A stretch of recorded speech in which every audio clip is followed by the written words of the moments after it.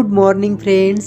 আজ সকালে ঘুম থেকে উঠে দেখলাম চারিদিকটা কুয়াশায় একদম ঢেকে গেছে। আমাদের এখানে মাঠে ধান রোয়ার কাজ একদম ফাটিয়ে চলছে। দেখো এত ঠান্ডাতে জলে কাদায় কাজ করছে। এইসব মানুষগুলো হয়তো সকাল হওয়ার আগেই মাঠে চলে আসে। দেখো একবার চারিদিকটা কত সুন্দর লাগছে। মাঠে চাষিরা কাজ করছে, গোটা মাঠটা কুয়াশায় ঢেকে গেছে।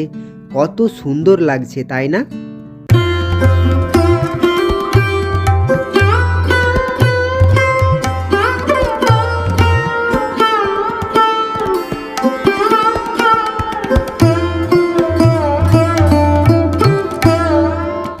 প্রত্যেক দিন সকালে ঘুম থেকে উঠে আমাকে গরুর দুধ বিক্রি করতে যেতে হয়।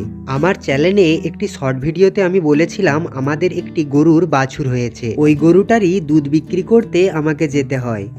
বাড়িতে আসতে না আসতেই মা আমাকে একটা খারাপ খবর দিল। খারাপ খবরটা হলো আমার বাবা মাঠে পাওয়ার টিলার নিয়ে চাষ দিচ্ছিল, তারপর আল টপকাতে গিয়ে পাওয়ার টিলারটা আলে গাড়া হয়ে যায়। তাই বাড়িতে এসে আমি তাড়াতাড়ি করে মাঠের দিকে ছুটে যাচ্ছি পাওয়ার টিলারটাকে তোলার জন্য। এদিকে পাওয়ার টিলারটা তাড়াতাড়ি না তোলা হলে ধান রোয়ার কাজ দেরি হতে পারে, তাই বাবা আমাকে ডেকে পাঠিয়েছে। ওটা তো আর একা তোলা সম্ভব নয়, তাই আমিও যাচ্ছি। এখানে এসে দেখলাম আরো একজন আছে আমাদের সাথে। আমি তো বিরাট টেনশনে পড়ে গিয়েছিলাম এটা কিভাবে তোলা যেতে পারে। দেখো দেখো একবার পাওয়ার টিলারটা আলে কিভাবে বসে গেছে। তারপর বাবা গাড়িটাই স্টার্ট দিল।